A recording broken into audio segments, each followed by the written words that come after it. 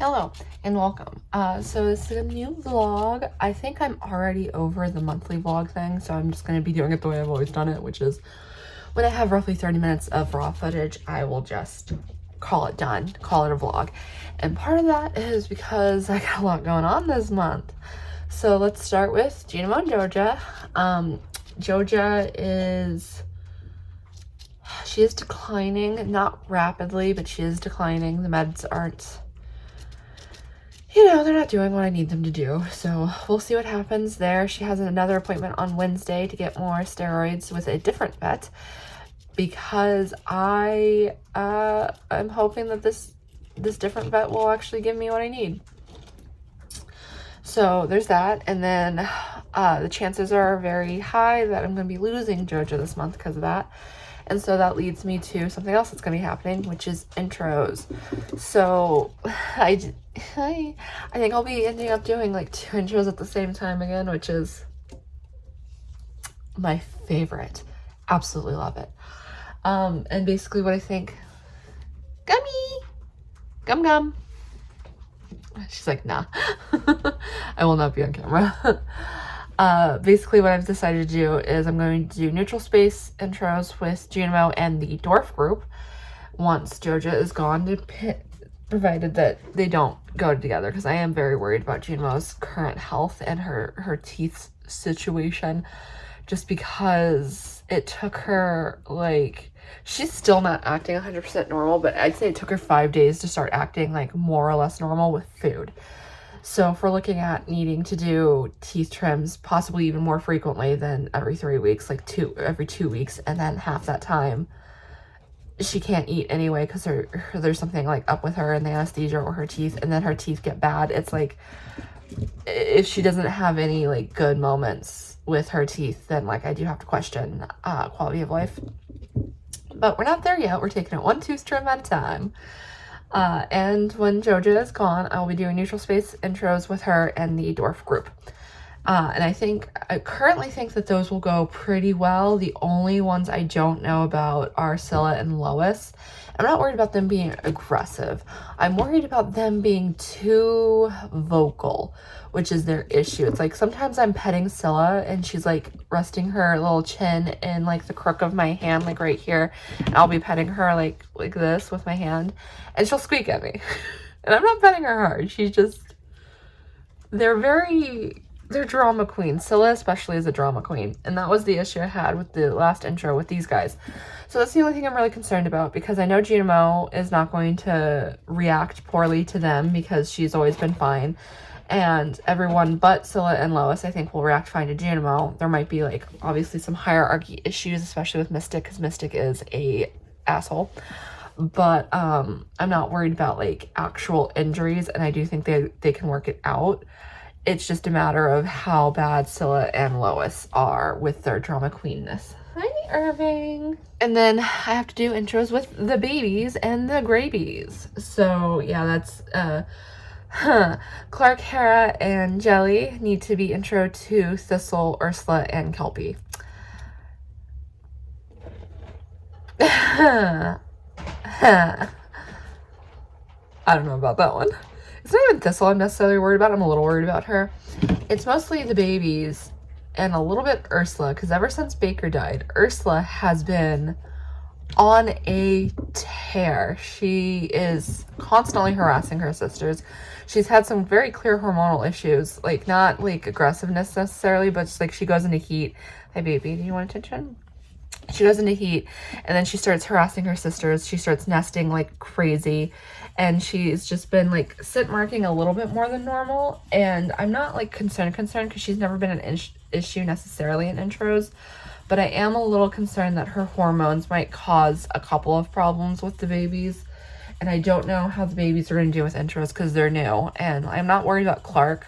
I'm a little worried about Hera, especially since she is a double Rex, so her fur is pretty thin. She basically just has an undercoat. There's no top coat. So, like, she is going to be vulnerable to scratches and nicks, which is, again, one reason why double Rexes are a controversial variety. I love her. I'm happy I have her.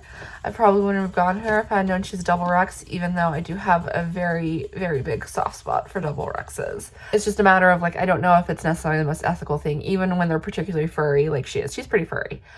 At least right now. I think when she's a little older, she's probably going to lose some of that fur. But, yeah. And then Jelly sometimes has just a wee bit of an attitude. It's not like pinging my aggression radar at the moment, but it is pinging my pain in the ass radar at the moment. So we will see what the plan with that is. I am going to be attempting to get the babies spayed when they are of age. Okay. So like, even if there are aggression issues, like it doesn't really change my plans. Like they're gonna get spayed at some point, hopefully. The only reason I say hopefully is because, again, the vet I go to for spays is about an hour away, and then on top of that they only do 2 spays at a time, so planning it can be pretty difficult, especially because their surgery day is a Wednesday, and it used to be a Friday, which would have been way more convenient for us, but a Wednesday is not convenient at all. But yeah, I am planning on it. I just need them to be a little bit older, and I need enough time to properly plan this so that we can get everything taken care of. So it's just a matter of deciding which 2 go first. And right now I'm thinking it's going to be Hera and Jelly, because Hera is, she's a little bit bigger, and she's a little bit bigger, and I think she'll benefit from the spay more than Clark, because Clark has like no attitude problems whatsoever. And again, it's not that they have attitude problems. I just do preventative spays because my healthiest rats, without a shadow of a doubt, are the ones, hi baby, are my spayed females. And I'm eventually going to do a video about that. Hi.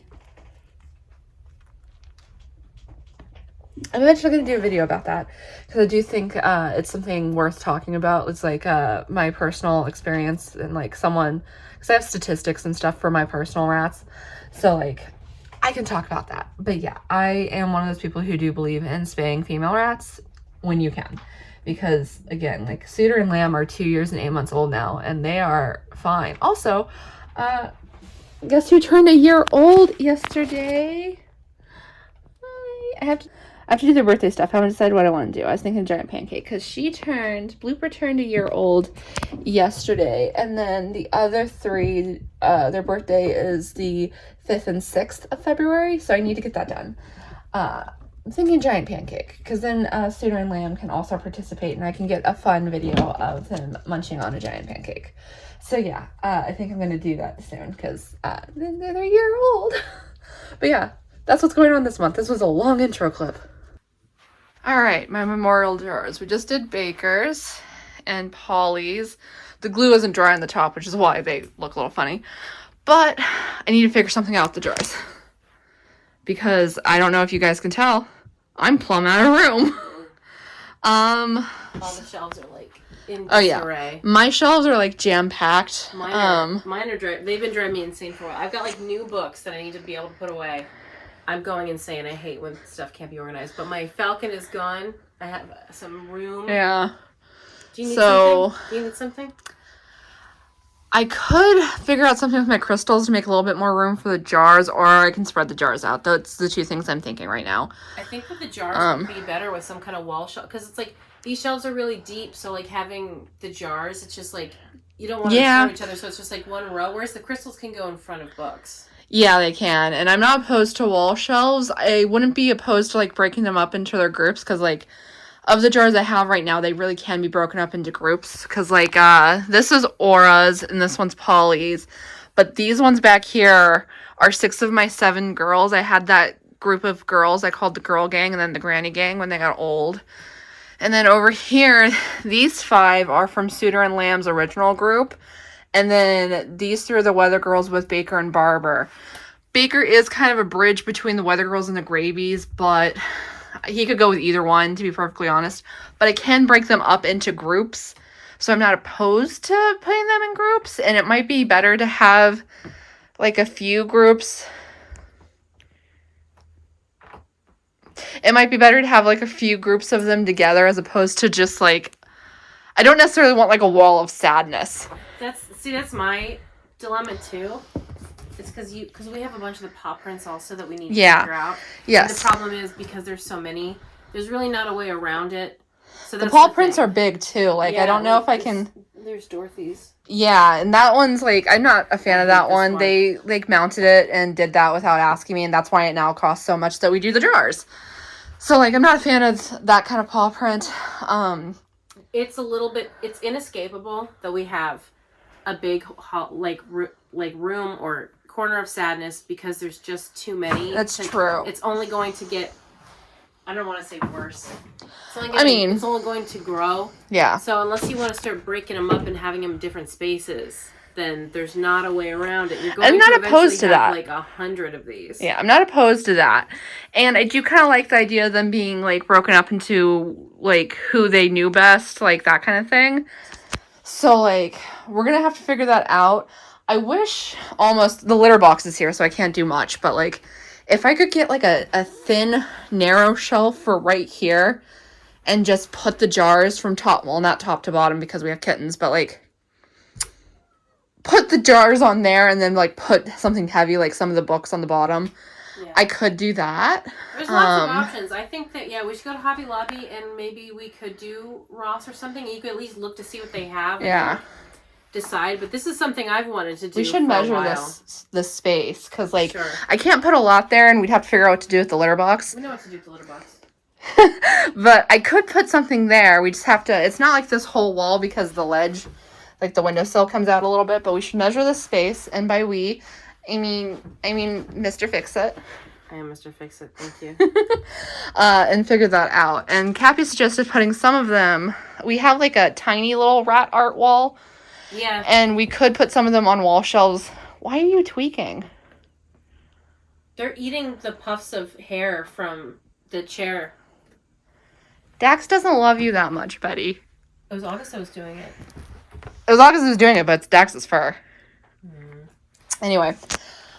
We could put some of them over there, which I'm not opposed to. I think that would look nice, actually. No one but us knows what these even are, but, like, that doesn't matter. They're for us. Yeah. And I don't really know what to do with the paw prints because, like I said, the paw prints are really big. And I liked getting them at the time. But I really heavily prefer the jars now. The jars feel like it gives some closure at least. Yeah. Like, I don't want to get too hokey and hippie on here. But the jar thing came about because I was feeling very, very upset about Sailor.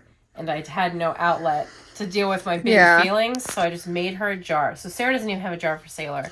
No, but that's okay. So I was thinking if you get some kind of display, I would put my jars with your jars so that they can at least be together. Because Sailor's with my That would work for the rat wall. Yeah. Before we put anything on the rat wall, I suggest we put an empty jar on it and just see how it does. That door might swing open, which is what concerns me. My concern is that this wall, it rattles really bad. A lot. I have to push my stuff back, like my stuff, it migrates forward. For the people who don't live in the States or don't know a ton about like new builds, they're bad. It's really cheap. I mean, everything made in America is really cheap. Yeah. Poorly done. So like quickly done with cheap products. This house is gonna fall apart within 10 years. Yeah, our houses from like the 70s and 80s are really solid, but lately things have been really bad, so the house is in shambles. Yeah.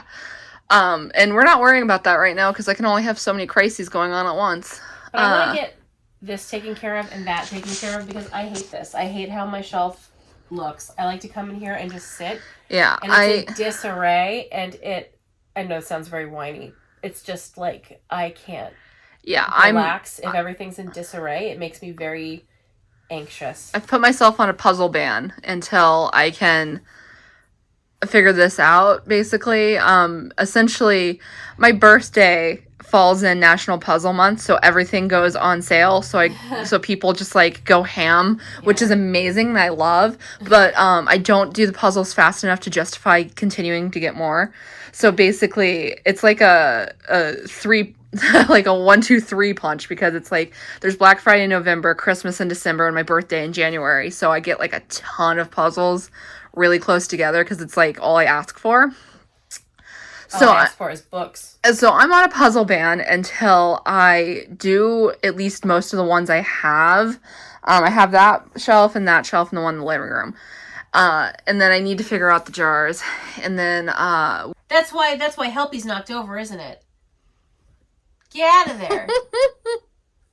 I'm getting rid of those. I just haven't decided where. I was like, we need to do, today's supposed to be a cleaning day, so I'm trying to like figure out. Yeah. Some cleaning. Yeah, but we're gonna do that in a second. But so yeah, I need to figure this stuff out, and this is a vlog, so I'm making you listen to me rant. It is a mess in here. It's driving me nuts. If we figure it out within this vlog, I'll let you know. If not, you'll hear about it in a future vlog. Alright, so update time, kind of. I'm trying to do this vlog. I'm trying to finish this vlog before I start the next one, because I'm going to be doing intros this weekend.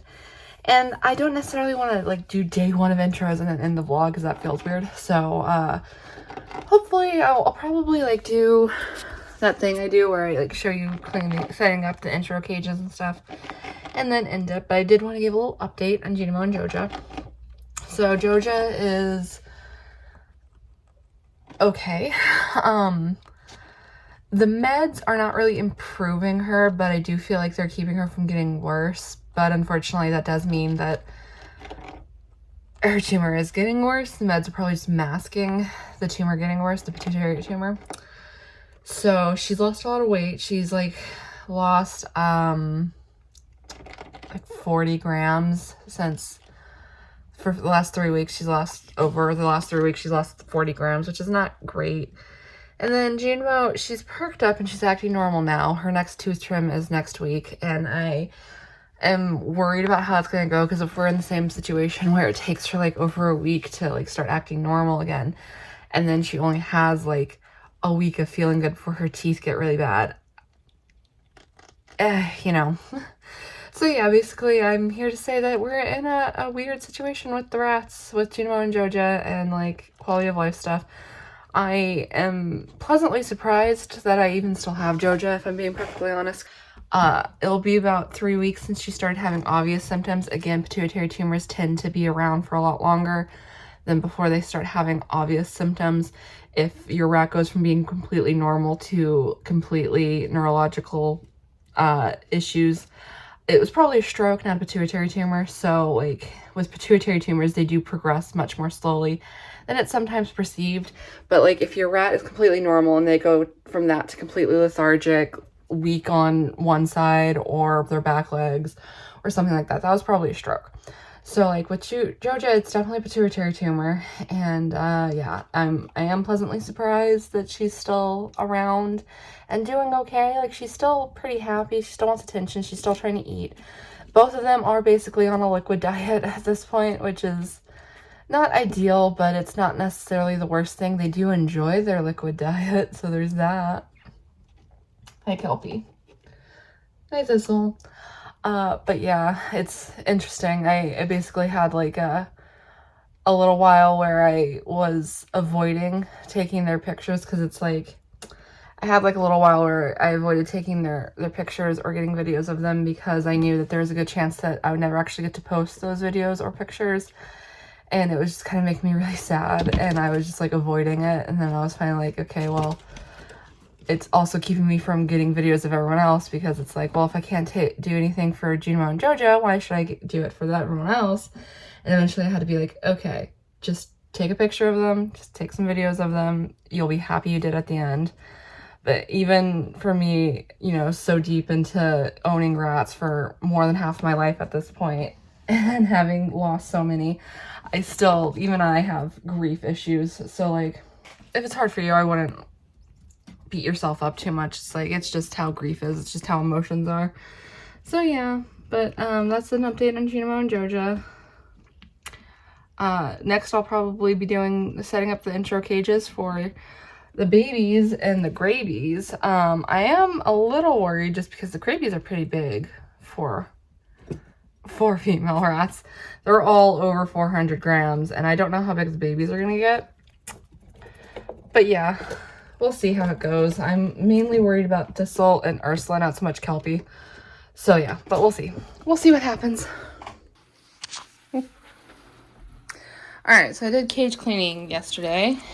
And I'm trying this new bedding with the dwarfs because this is one of my toughest cages. They constantly make a mess.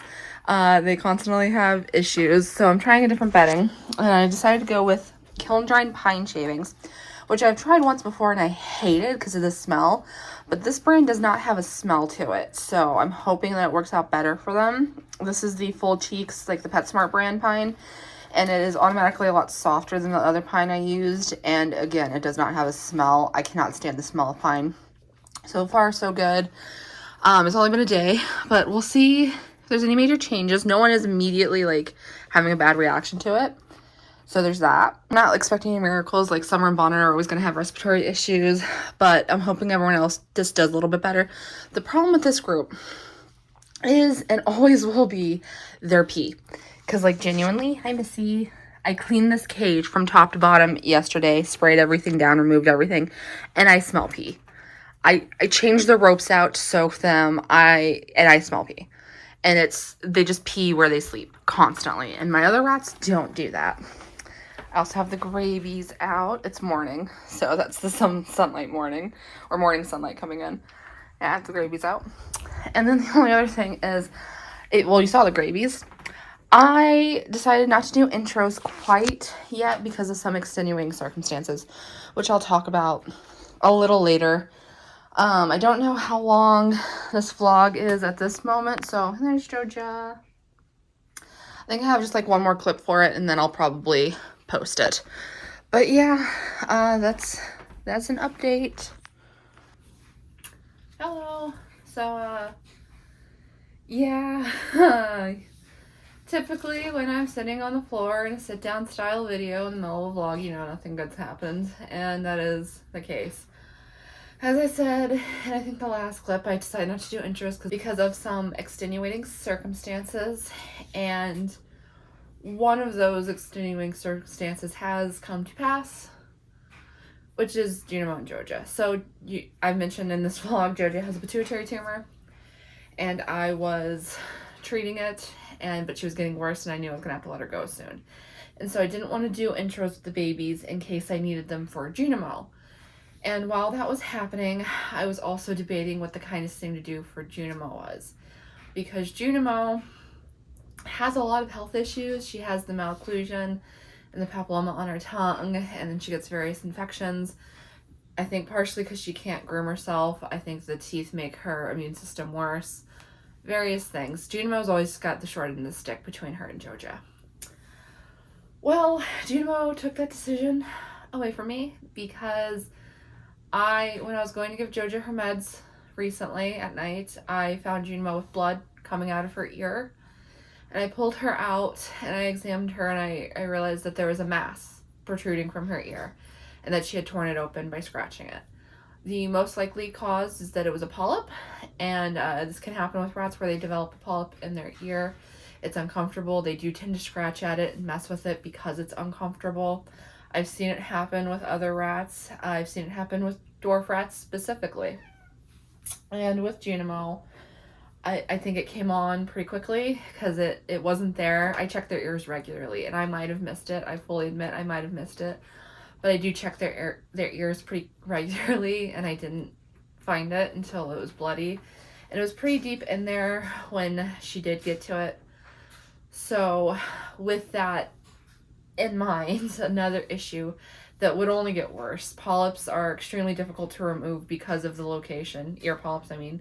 Because of the location, they're extremely difficult to move. And with Junimo's other health issues, her issues with anesthesia, and the fact that she had already scratched it open, it was already bothering her that much, I did decide to go ahead and have Joja and Junimo put to sleep together. It's pretty recent. It's pretty raw for me still. I haven't even started to break down their cage at all. I'm going to, because I think I'm going to move the babies in here until I decide to do intros, which, like, there's still some stuff up in the air, which I'll talk about at some later point. But I do think I'm going to move the babies in here into this cage because having it empty is just really upsetting. I still expect, I come in here and I expect to see their faces, and they're not here anymore. Junimo and Joja were 2 years and 2 months old, almost 2 years and 3 months old.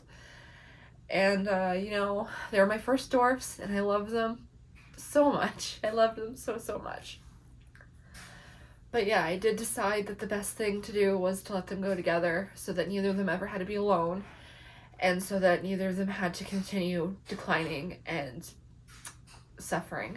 It's not an easy decision. I was really struggling with what to do with Junimo before, because I didn't know if it would have been the kindest thing to let her go with Joja. And clearly I was on the right track, because so much went wrong with Junimo throughout her life. But, yeah, I'm gonna miss them a lot. I'm gonna miss their little sassy butts and, their rambunctiousness and their exuberance. They were really good rats. But yeah, that's gonna be the end of this video. And I know it's not a happy ending. It's been like that around the Hall of Rats household lately, just like one thing after another. But that's how it is when you have a lot of elderly and chronically ill rats like I do. I usually have elderly rats. I very often have chronically ill rats, which Junimo was chronically ill because of her malocclusion. I have Bonnet and Summer who are chronically ill, and then I have Lamb and Suitor who are very elderly. I have the Gravies who are seniors, Mystic's a senior, Glitch is a senior. So yeah, I often have a lot of elderly and chronically ill rats. And that's just kind of how it goes sometimes. A lot of you have been here since the beginning. I see you guys who comment regularly, and I appreciate your comments. It's always nice to see a familiar username commenting. So, like, you guys know that this is just how it is sometimes, especially with me, because I do have so many rats, where sometimes it's just like an onslaught of bad stuff, and sometimes it's smooth sailing for like a decent amount of time. Before Baker and I guess Aura, I had gone like 6 or 7 months without any losses, which is pretty good considering the number of rats I have. So I do miss Junimo and Joja quite a bit. It's gonna feel really weird without them, because they were just such like a little unit that took up, you know, a whole cage, bowl of food, water, all that stuff, and it's like getting used to not having them in this cage, especially when I move the babies in, is gonna be weird. This is the 3rd time I've had to put 2 to sleep at once, and each time it was the end of like a mischief, and it sucks. It sucks a ton. Like, there's no sugarcoating it. There is no making that sound better than it is. It sucks. But hi, unfortunately I do have to pop in with some more news. First of all, if you hear that is Ursula nesting up a storm, and I do apologize. But, yeah, the day after filming this, I woke up and I found Bonnet had passed away at the bottom of her cage. I do think that her heart just gave out, and that, you know, she was sick for a long time. She was sick for 4 or 5 months with like heavy respiratory or heart issues, and we could never really get it under control. And the night before, she had been restless, and when I found her, it looked like she had been on the move when she unfortunately passed away. So unfortunately, Bonnet is also no longer with me, and I just wanted to put that in here before starting the next vlog, because I didn't want to begin the next vlog with even more bad news.